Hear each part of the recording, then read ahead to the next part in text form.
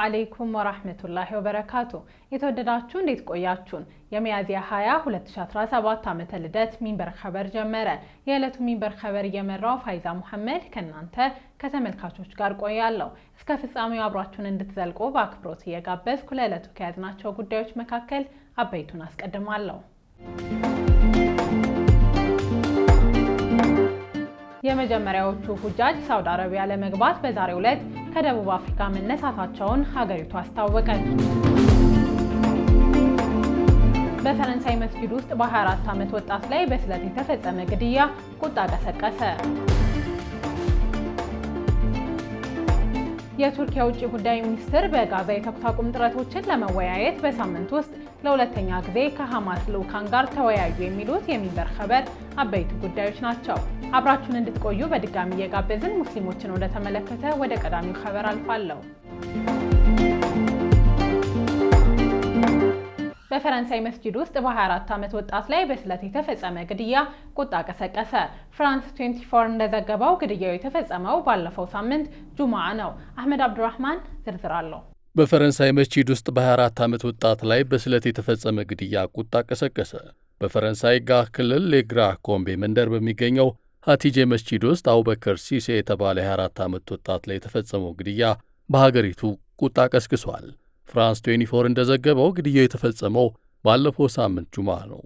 ግድያውን የፈጸመው ግለሰብ ወጣቱን በያዘው ስለት ደጋግሞ በመውጋት ከገደለው በኋላ ድርጊቱን በተንቀሳቃሽ ስልኩ ካሜራ በመቅረጽ በማኅበራዊ ትስስር መድረክ ላይ አጋርቶታል። ግለሰቡ ዘግናኙን ድርጊት በካሜራው ሲያስቀር እስልምናን የሚያንቋሽሽ ጸያፍ ንግግር ሲያሰማ እንደነበር በደህንነት ካሜራ ተይዟል። የወጣቱ አስከሬን የተገኘው ምዕመናን በዕለቱ ለጁማዓ ሰላት ወደ መስጂድ በገቡበት ወቅት መሆኑም ታውቋል። የፈረንሳይ ሀገር ውስጥ ጉዳዮች ሚኒስትር ብሩኖ ጉታዩ ለመገናኛ ብዙሃን እንደተናገሩት ግለሰቡ ግድያውን በመፈጸም በማኅበራዊ ትስስር መድረክ ባጋራው ቪዲዮ ላይ ሌሎች ሰዎችን የመግደል ፍላጎት እንዳለው ዛቻ ሲያሰማ ነበር። ይህን ተከትሎ በሌግራ ኮምቤ የድርጊቱ መፈጸም ያስቆጣቸው ከ1000 በላይ ሰዎች በአደባባይ ተቃውሞ አሰምተዋል። ሰልፈኞቹ በሀገሪቱ በሙስሊሞች ላይ ያነጣጠረ የጥላቻ ንግግር በተደጋጋሚ እንደሚሰነዘር በማስታወስ ይህ መቆም እንዳለበትም ጥሪ አቅርበዋል። በተመሳሳይ ዘ ፍሬንች ካውንስል ኦፍ ሙስሊምስ ፌዝ ድርጊቱን በማውገዝ ባወጣው መግለጫ በሀገሪቱ የሚገኙ ሙስሊሞች ዙሪያቸውን በንቃት እንዲጠብቁ አሳስበዋል።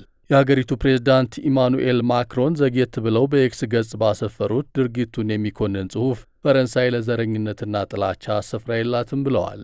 አክለውም የአምልኮ ነጻነት ሊጣስ እንደማይገባው በመግለጽ የእኛ ሲሉ ከጠሯቸው ሙስሊም ዜጎች ጎን እንደሚቆሙም ገልጸዋል።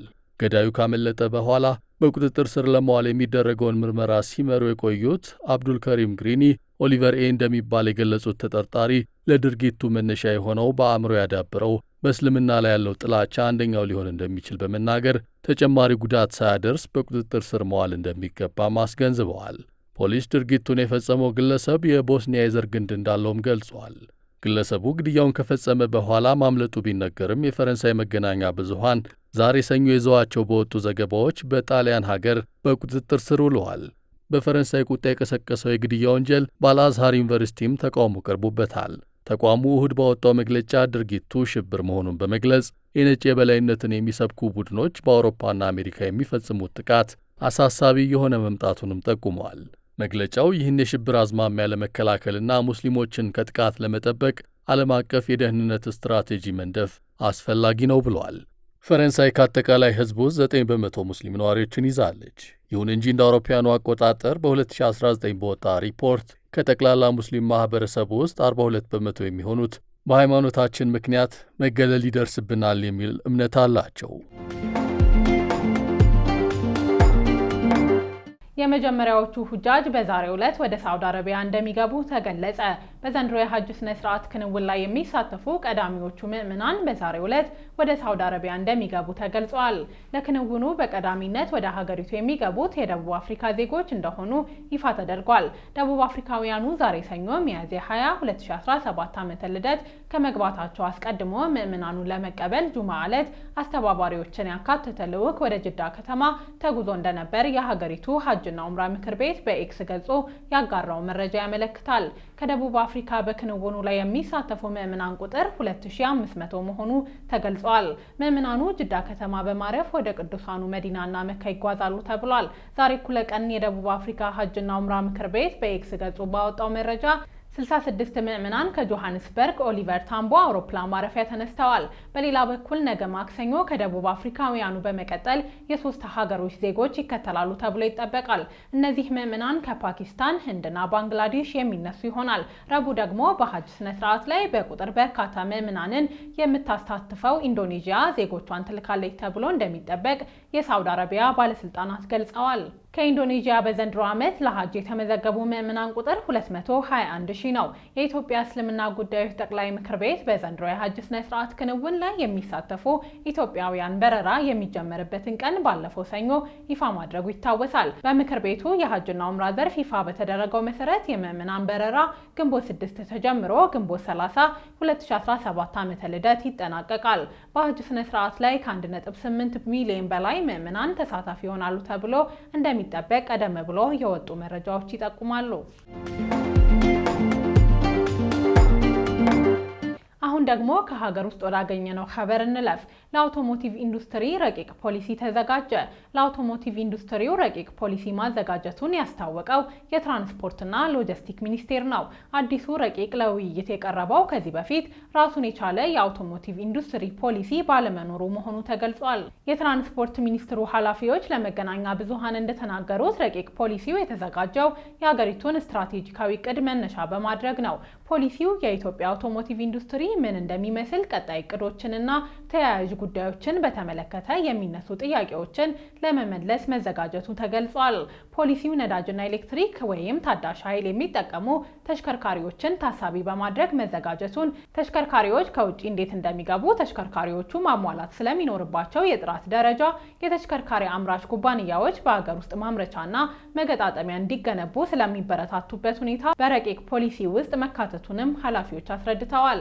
በፖሊሲ ዝግጅቱ ላይ ከትራንስፖርትና ሎጂስቲክ ሚኒስቴር በተጨማሪ የኢንዱስትሪ ሚኒስቴር፣ የፕላንና ልማት ሚኒስቴር፣ የክልል ቢሮዎችና ሌሎች ተቋማት እየተሳተፉ እንደሆነም ተገልጿል። በአንድ ዓመት ጊዜ ውስጥ በረቂቅ ፖሊሲው ላይ ጉዳዩ የሚመለከታቸው አካላት ውይይት ካደረጉበት፣ ማሻሻያዎች ከታከሉበት፣ የፍትህ ሚኒስቴር አስተያየት ከሰጠበት በኋላ በሕዝብ ተወካዮች ምክር ቤት ቀርቦ ይጸድቃል ተብሎ ይጠበቃል ተብሏል። በአሁኑ ጊዜ የመንግስት ተቋማት ውይይት እያደረጉበት ነው የተባለው ረቂቅ ፖሊሲው በቀጣይ ባለሙያዎችና ከተሽከርካሪ ስራዎች ጋር ግንኙነት ያላቸው ተቋማት ለውይይት እንደሚጋበዙና አስተያየት እንደሚሰጡበት ተገልጿል። ኢትዮጵያ ከአንድ ዓመት በፊት በነዳጅ የሚሰሩ ተሽከርካሪዎች ወደ ሀገር ውስጥ እንዳይገቡ እግድ መጣሏ ይታወሳል። በኢትዮጵያ በአሁኑ ሰዓት ከ35,000 በላይ የኤሌክትሪክ ተሽከርካሪዎች አሉ ተብሎ የሚገመት ሲሆን ይህ ቁጥር ከ10 ዓመት በኋላ ማለትም እንደ አውሮፓውያኖቹ አቆጣጠር በ2035 ወደ 150,000 እንደሚያሻቅብ ይጠበቃል። እንዲሁም የከተማ አውቶቡሶችን ቁጥር ደግሞ 50,000 ማድረስ እቅድም ተይዟል። የትራንስፖርትና ሎጂስቲክ ሚኒስቴር ከዓመታት በፊት ይፋ ባደረገው ሪፖርት መሰረት በኢትዮጵያ የተሽከርካሪዎች ቁጥር ከ1.2 ሚሊዮን በላይ የደረሰ ሲሆን ከዚህ ውስጥ ግማሹ በአዲስ አበባ ይገኛል። የተወደዳችሁ እየተከታተላችሁ የምትገኙት ሚንበር ኸበርን ነው። አብራችሁን ስላላችሁ ደስ ይለናል። ለሚንበር ኸበር ጥቆማ ወይም ማስተያየት ካላችሁ በአጭር የስልክ ቁጥር 9282 ላይ ብትልኩልን አጣርተን መልሰን ለእናንተው እናቀርባለን። የሚቀናችሁ ማህበራዊ ሚዲያ ከሆነ በሁሉም አማራጮች ሚንበር ቲቪ ብላችሁ ብትፈልጉን ታገኙናላችሁ። ድረገጻችንን www.minbertv.comን ብትጎበኙ ደግሞ አዳዲስ መረጃ ታገኛላችሁ። አሁን ደግሞ የዕለቱን አብይ ጉዳይ እናስታውሳችሁና እንመለስ። በፈረንሳይ መስጂድ ውስጥ በ24 ዓመት ወጣት ላይ በስለት የተፈጸመ ግድያ ቁጣ ቀሰቀሰ። ፍራንስ 24 እንደዘገበው ግድያው የተፈጸመው ባለፈው ሳምንት ጁምዓ ነው። የቱርክ የውጭ ጉዳይ ሚኒስትር በጋዛ የተኩስ አቁም ጥረቶችን ለመወያየት በሳምንት ውስጥ ለሁለተኛ ጊዜ ከሐማስ ልዑካን ጋር ተወያይተዋል። በዝርዝር እንመለከተዋለን። ከቆይታ በኋላ ይጠብቁን። አሜሪካ በየመን በፈጸመችው የአየር ጥቃት በመጠለያ ጣቢያ የነበሩ አፍሪካውያን ስደተኞች መገደላቸው ተዘገበ። የአሜሪካ መከላከያ በየመን በፈጸመው የአየር ጥቃት በመጠለያ ጣቢያ የነበሩ አፍሪካውያን ስደተኞች መገደላቸውን የዘገበው አልጀዚራ ነው። ዘገባው አንሷሩላህ ወይም ሀውሲ የተሰኘውን ቡድን ባለስልጣናት በመጥቀስ ዛሬ ባወጣው መረጃ በሰሜን የመን የስደተኞች መጠለያ ማዕከል ከነበሩት ውስጥ 68 አፍሪካውያን ስደተኞች ተገድለዋል። ከተገደሉት በተጨማሪ ሌሎች 50 ሰዎች ደግሞ የአካል ጉዳት ሲደርስባቸው ከ30 በላይ ሰዎች ጥቃቱ በተፈጸመበት ቅጽበት የደረሱበት አልታወቀም ተብሏል። የአካል ጉዳት ከደረሰባቸው የጥቃቱ ሰለባዎች መካከል አብዛኞቹ በአሳሳቢ ሁኔታ ውስጥ እንደሚገኙ የቢቢሲና አናዶሉ ኤጀንሲ ዘገባ ያመለክታል። ከጥቃቱ በኋላ በፍርስራሽ ክምር ውስጥ የበርካታ ሰዎች አስክሬን ተቆፍሮ ሲወጣ የሚያሳይ የተንቀሳቃሽ ምስል በሀውሲ በሚተዳደረው አልመሲራ ቴሌቪዥን አማካኝነት ተለቋል። ቡድኑ ለተፈጸመው ጥቃት ኃላፊነቱን ይወስዳል ያለውን የአሜሪካን ጦር ድርጊት አውግዟል። ጥቃቱን በማድረስ ውንጀላ የቀረበበት የአሜሪካ ወታደራዊ ማዕከላዊ እዝ በጉዳዩ ላይ ማብራሪያ ከመስጠት እንደተቆጠበ አልጀዚራ ዘግቧል። እዙ ባለፉት 8 ሳምንታት በሰነዘረው ተደጋጋሚ ጥቃት ከ250 በላይ ሰዎች መገደላቸውንም መረጃዎች ይጠቁማሉ። ማዕከላዊ እዙ ጥቃቱን የሚሰነዝረው የሁቲ ቡድን ይዞታ ናቸው ባላቸው ስፍራዎች ላይ መሆኑን በመጥቀስ ሲከላከል እንደሚታይ ዘገባዎች ያመለክታሉ። የቡድኑ ታጣቂዎች እስራኤል በጋዛ የሰብአዊ አቅርቦት ማቋረጧን በመቃወም የሚታወቁ ናቸው። የፍልስጤም ደጋፊዎች በለንደን ማራቶን የብሪታንያ መንግስት በእስራኤል ላይ ሙሉ የንግድ ማዕቀብ እንዲጥል ጥሪ ያቀረቡ። የፍልስጤም ደጋፊዎች የለንደን ማራቶን እየተካሄደ በነበረበት ባሰሙት ተቃውሞ የብሪታንያ መንግስት በእስራኤል ላይ ሙሉ የንግድ ማዕቀብ እንዲጥል ጥሪ አቅርበዋል። እሁድ በተካሄደው የወንዶች ማራቶን ሩጫው እየተከናወነ በድንገት በማቋረጥ ተቃውሟቸውን ያሰሙት 2 ወጣቶች መሆናቸውን ከስፍራው የወጡ መረጃዎች አመላክተዋል። እስራኤልን ጦር ማስታጠቅ ይቁም የሚል የሰፈረበት ነጭ ቲሸርት የለበሱ ወጣቶች ወደ መሮጫው በመግባት ቀይ ዱቄት ሲበትኑ ታይተዋል። ሚድል ኢስት ሞኒተር ወጣቶቹ በዩናይትድ ኪንግደም የሚንቀሳቀሰው ዩዝ ዲማንድ የተሰኘ የመብቶች አራማጅ ድርጅት አባላት መሆናቸውን ዘግቧል። ቡድኑ ተቃውሞውን በማስመልከት ባወጣው መግለጫ በጋዛ በአሁኑ ሰዓት የምግብ አቅርቦት ተሟጦ ማለቁን በመጥቀስ የዘር ፍጅቱን ማስታጠቁም ቀይ መስመር አልፏል ሲል የተቃውሞውን መነሻ አብራርቷል። ተቃውሞውን ካሰሙት መካከል የሆነችው የ18 ዓመት ዕድሜ ያላት ዊሎ ሆላንድ ተቃውሞውን በዚህ መልኩ ማድረግ የሚያስፈልገው እስከዛሬ ድረስ የተደረጉ ሰልፎች በጋዛ የሚፈጸመውን የዘር ፍጅት ማስቆም ባለመቻላቸው መሆኑን ቀድማ አሳውቃ ነበር። ክስተቱን በተመለከተ የተሰራጩ ተንቀሳቃሽ ምስሎች እንደሚያሳዩት ወጣቶቹ ወደ መሮጫው ገብተው ቀይ ዱቄቱን ሲበትኑ የፖሊስ አባላት በቁጥጥር ስር አውለዋቸዋል። የእስራኤል ወታደሮች ባለፈው 1 ዓመት ከመንፈቅ ጊዜ ውስጥ ብቻ በፈጸሙት ጥቃት የተገደሉ ፍልስጤማውያን ቁጥር ከ52,000 ተሻግሯል። የቱርክ የውጭ ጉዳይ ሚኒስትር በጋዛ የተኩስ አቁም ጥረቶችን ለመወያየት በሳምንት ውስጥ ለሁለተኛ ጊዜ ከሐማስ ልዑካን ጋር ተወያዩ። የቱርክ የውጭ ጉዳይ ሚኒስትር ሀካን ፋይደን ከሐማስ ልዑካን ጋር እሁድ ዕለት ተገናኝተው መወያየታቸውን ቡድኑ ባወጣው መግለጫ አስታውቋል።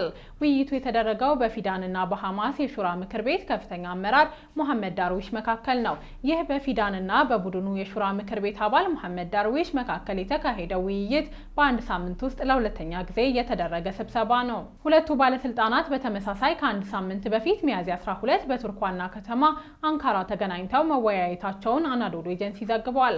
በመግለጫው መሰረት ሙሐመድ ዳርዊሽ እስራኤል በጋዛ በፍልስጤማውያን ላይ የተሰነዘረውን ጥቃት ለማስቆም በሚደረገው ጥረት ላይ እንዲሁም የሐማስ ልዑካን ቡድን ወደ ካይሮ ያደረገውን ጉብኝት በተመለከተ ለፊዳን ገለጻ አድርገዋል።